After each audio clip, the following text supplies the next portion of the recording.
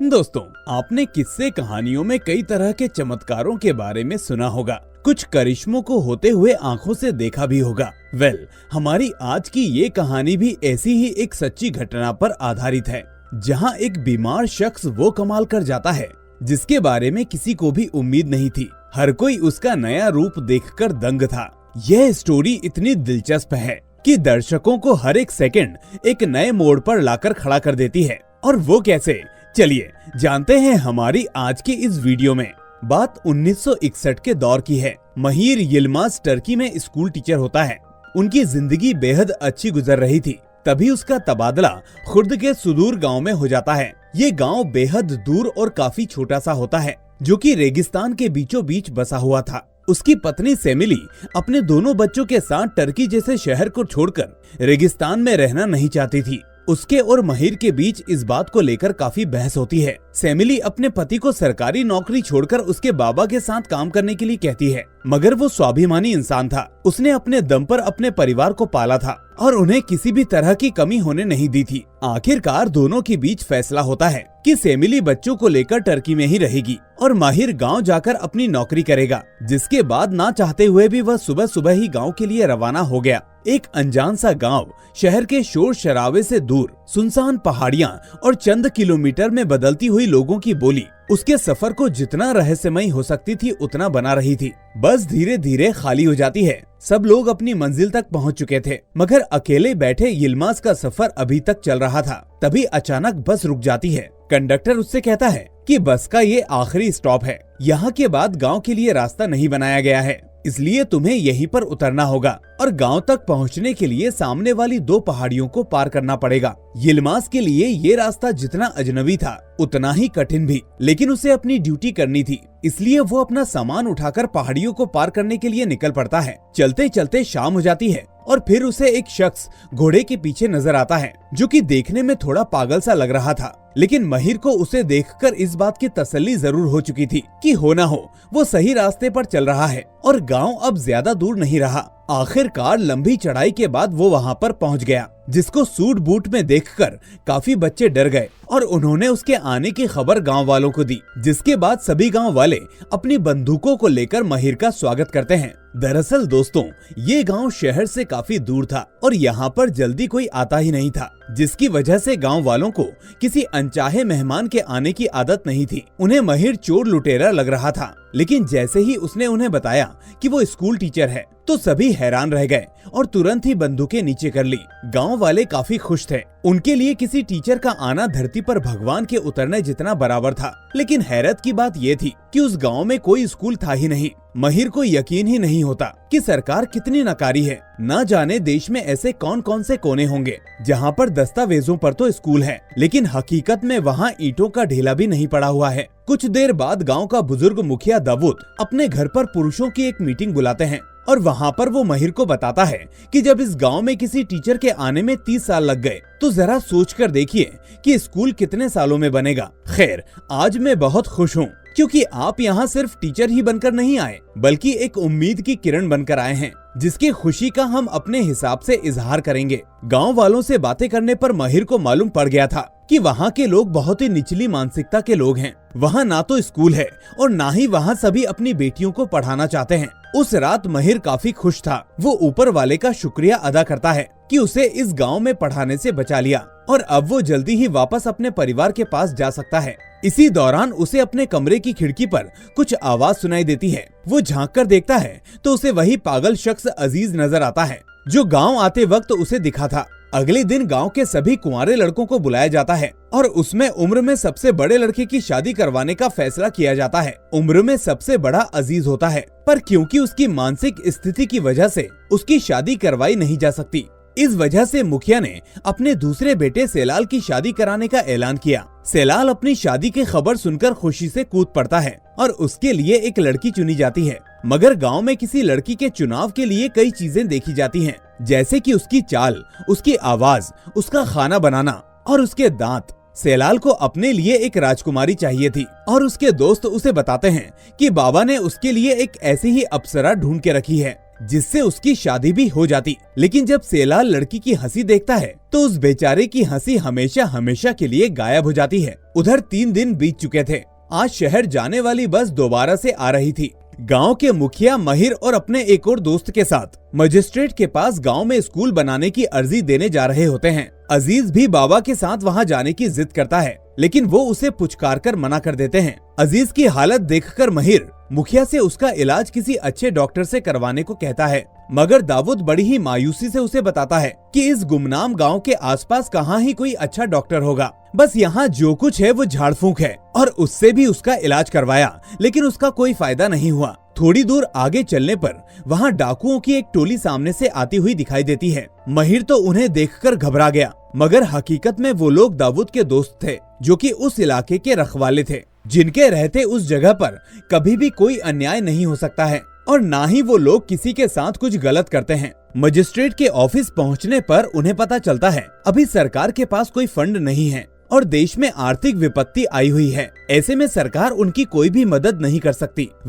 अब ऐसे में वहाँ पर कोई स्कूल नहीं बन सकता। इसलिए महिर मुखिया जी से अपने घर जाने की इच्छा जताता है, जिसे सुनने के बाद दाऊद को काफी दुख होता है। उसे लगा था कि उसके गांव में टीचर का आना भगवान के आने जितना है, परंतु गांव में स्कूल ना होने की वजह से उसकी सारी उम्मीदों पर पानी फिर गया। मुखिया समझ ही नहीं पा रहा था कि वो वापस जाकर गांव वालों को क्या मुंह दिखाएगा। रात में महिर को मुखिया जी की बातें याद आ रही थी। ना तो उसे नींद आ रही थी और ना ही चैन आ रहा था। उसके जहन में गांव के बच्चों की तस्वीरें बार बार आ रही थी। उसके लिए गांव पहुंचना जितना कठिन था, उससे कई ज्यादा मुश्किल वहां से जाना हो रहा था। गांव के ये हालात महिर को अंदर से कुरेद रहे थे। ऐसा लग रहा था मानो उस जगह से उसका दूर का कोई नाता हो। जिसके बाद वो फैसला लेता है कि गांव के बच्चों का भविष्य इतनी आसानी से बर्बाद नहीं होने देगा और खुद के दम पर गांव में एक स्कूल बनाएगा। अगली सुबह मुखिया से मिलते वक्त महिर का मिजाज बदला बदला नजर आ रहा था। उसके ना जाने की बात सुनकर मुखिया जी काफी खुश थे,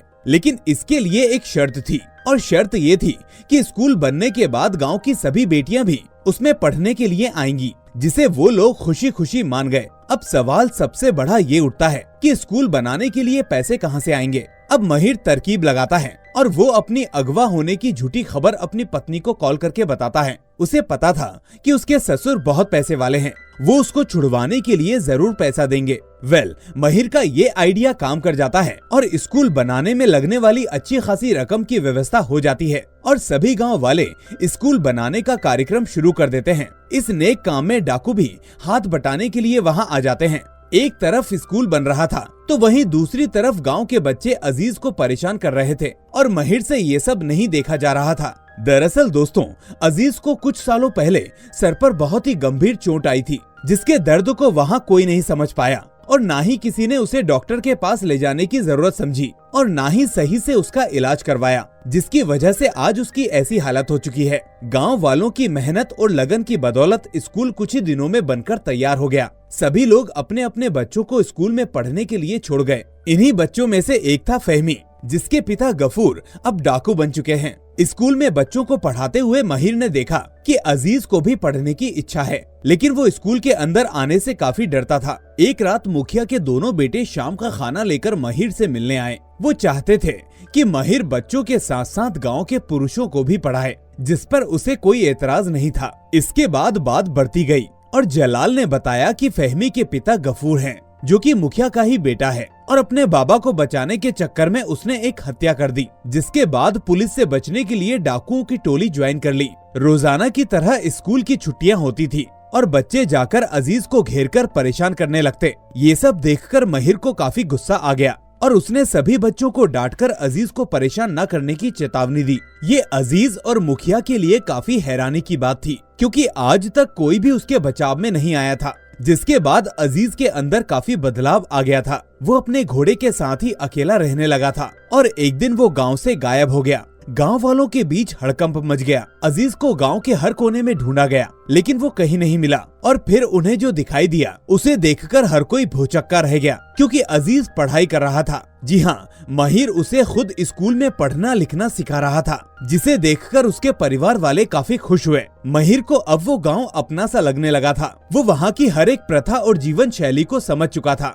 गांव में हर कोई उसका सम्मान करते थे। सभी छोटे बड़े मसलों में उससे सलाह भी ली जाती थी। सबके लिए माहिर किसी फरिश्ते से कम नहीं था, क्योंकि उसकी वजह से न केवल गांव के बच्चे शिक्षित हो रहे थे, बल्कि अजीज की तबीयत में भी काफी सुधार देखा जा रहा था। जो अजीज दूसरों को पागल लगता था, उसकी सीखने और समझने की शक्ति बाकी पुरुषों से काफी तेज थी। एक एक अक्षर से उसने शुरुआत की और धीरे धीरे उन्हीं अक्षरों ने उसे कलम से बोलने की हिम्मत दे दी। अब वो बिना बोले ही कागजों पर लिखने का गुण सीख चुका था, जो कि किसी चमत्कार से कम नहीं था। एक सुबह अजीज जोर जोर से खिड़की की तरफ इशारा करते हुए माहिर को कुछ बताने की कोशिश करता है, और जब माहिर उठकर खिड़की की तरफ देखता है तो उसे चारों तरफ सफेद बर्फ की चादर नजर आती है। यही इस अनोखे गाँव की सच्चाई थी, जहाँ पर 8 महीने ऐसे ही बर्फ पड़ती रहती है। गाँव के सभी रास्ते बंद हो जाते हैं और तब उन परिस्थिति में उन्हें भगवान के भरोसे रहना पड़ता है, और बाकी के 4 महीनों में वो सरकार से मदद की आस लगाए बैठे रहते हैं।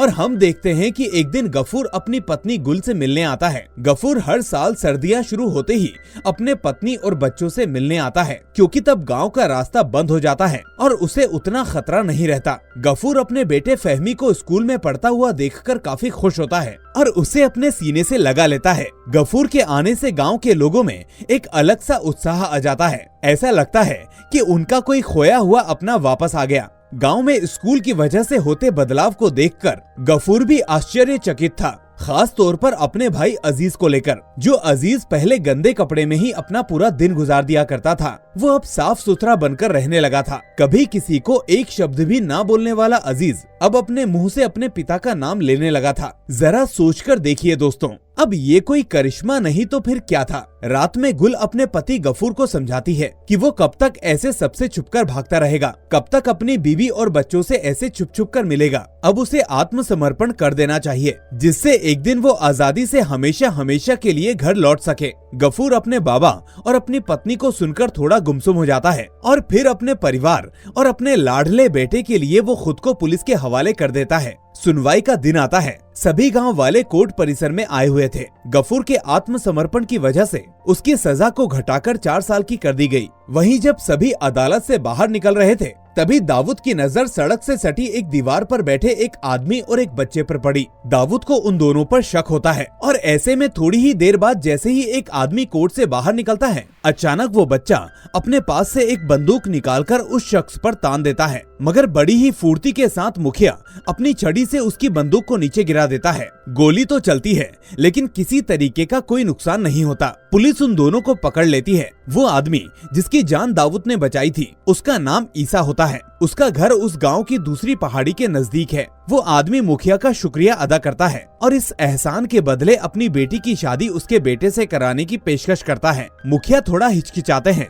और उसे बताते हैं कि उसका बेटा अपाहिज है, मगर उस जमाने में दी गई जुबान पत्थर की लकीर होती थी। आज की तरह तब लोग झूठे वादे नहीं किया करते थे। ईसा को इससे कोई फर्क नहीं पड़ने वाला था। उसने मुखिया से कहा कि बस तुम बारात लेकर घर आ जाना। कुछ दिनों बाद गांव की महिलाएं लड़की को देखने के लिए उसके घर पहुंचती हैं। लड़की का नाम मिज़गिन होता है। वो इतनी सुंदर थी कि उसे देखकर सभी औरतों का मुंह खुला का खुला रह जाता है। वो जितनी खूबसूरत थी, उससे कई ज्यादा समझदार भी थी। किसी ने भी उस लड़की से कोई सवाल नहीं किया, उल्टा सब उसकी किस्मत पर रोने लगे। बात पक्की होती है और मिज़गिन को डोली पर बैठाकर गांव लाया जाता है। किसी को भी उन दोनों का साथ रहना अच्छा नहीं लगता है। मिज़गिन की नजर अब अजीज पर पड़ती है तो वो अपनी किस्मत को कोसने लगती है, लेकिन अब उस बेचारी के पास इसके अलावा कोई और दूसरा रास्ता नहीं बचा था। आखिर उसकी शादी हो चुकी थी। घर के अंदर दाखिल होते ही अजीज की माँ मिज़गिन के आंसू पोंछकर दुलार से उसे समझाती है कि बेटा, यही तुम्हारी किस्मत है। आज से तुम ही अजीज की माँ और पत्नी दोनों हो। जब कमरे में अजीज ने मिज़गिन को पहली बार देखा तो उसकी खूबसूरती को देखकर बेचारा बेहोश हो गया, मगर समय के साथ मिज़गिन अजीज को समझने लगी और उसने उसे अपना बना लिया। वो न केवल उसको नहलाती धुलाती, बल्कि उसकी जिंदगी की हर छोटी बड़ी चीज का ख्याल रखती। अजीज भी उससे बेहद प्यार करने लगा था। पर समाज में कुछ अच्छे लोग होते हैं तो कुछ बुरे भी होते हैं, उनसे कहाँ ही किसी का सुख देखा जाता है। ऐसे ही कुछ गांव की महिलाएं मिस्गिन को उसके पति की मानसिक स्थिति का ताना मारती थीं। वहीं कुछ बदमाश मर्द अजीज को उसकी पत्नी का जिक्र करके काफी बुरा भला कहते थे। अजीज से ये सब सुना नहीं जाता और वो खुद अकेले उन लोगों से लड़ने को तैयार हो जाता है। अजीज से मिस्गिन की ये मायूसी देखी नहीं जा रही थी। वो उसका दर्द पूरी तरह से समझ सकता था। वो एक तरफ उसके आंसुओं को अपने अपाहिज हाथों से पोंछने की कोशिश भी करता है, तो वहीं दूसरी तरफ वो खुद की बीमारी को बार बार मन ही मन कोस रहा था। यही वाकया अगले दिन फिर हुआ। बात इतनी बढ़ गई कि मिस्गिन को गांव की महिलाओं ने अपने दल से निकाल दिया। अजीज भी ये सब देख रहा था। मिस्गिन की आंखों में आंसू थे और वो रोते हुए अजीज को काफी भला बुरा कहने लगती है और उसके साथ न रहने की बात कहकर वो वहाँ से चली जाती है। अजीज को ये बात अपने दिल पर लग जाती है और वो अपने घोड़े पर सवार होकर पहाड़ियों की तरफ चला जाता है। वो समाज की बुराइयों से तंग आकर अपनी जान देने की कोशिश कर रहा था, लेकिन तभी वहाँ पर महिर आ जाता है और उसे बचा लेता है। महिर अजीज को समझाता है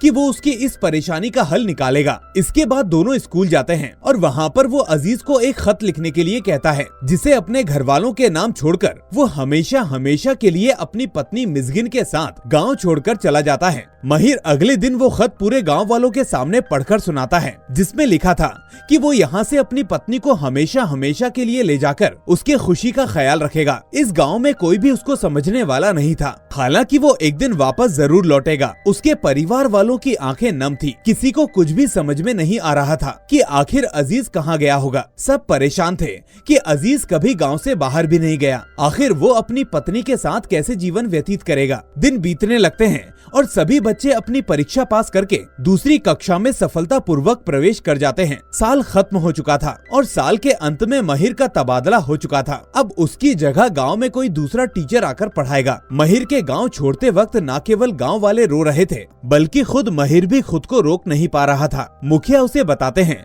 कि उसके अब 6 बेटे नहीं बल्कि 7 बेटे हैं। वो महिर से कहते हैं कि मुझे अपने अजीज की बिल्कुल भी फिक्र नहीं है, क्योंकि मुझे तुम पर भरोसा है। शायद मुखिया जानते थे कि अजीज को शहर भेजने वाला कोई और नहीं बल्कि महिर ही था। इस घटना को 7 साल बीत जाते हैं। अब यहाँ गांव पहले जैसा नहीं रहा। सब कुछ बदल चुका था। वहाँ बिजली पानी के साथ साथ अब सड़क भी बन चुकी थी। गांव वाले आराम से धूप का मजा ले रहे थे। तभी रोड से गाड़ी आती है। ऐसी गाड़ी आज तक कभी इस गांव में नहीं आई थी। सभी उस गाड़ी को टकटकी लगाकर देखने लगे। गाड़ी को देखकर सभी को लग रहा था कि यकीनन ये गाड़ी किसी बहुत बड़े अधिकारी या फिर कारोबारी की होगी। लेकिन जब उस गाड़ी में से महिर उतरता है तो सभी को विश्वास नहीं होता। वो अपनी पत्नी के साथ यहाँ आया था, परंतु महिर अकेले नहीं था। उसके साथ गांव का एक और खास इंसान था। वही इंसान जो उस गांव को अपनी बीवी के साथ छोड़कर चला गया था। जी हाँ, सूट बूट पहना बिल्कुल नॉर्मल सा इंसान की तरह दिखने वाला अजीज था। उसके साथ उसकी पत्नी मिस्गिन और एक 6 साल का बेटा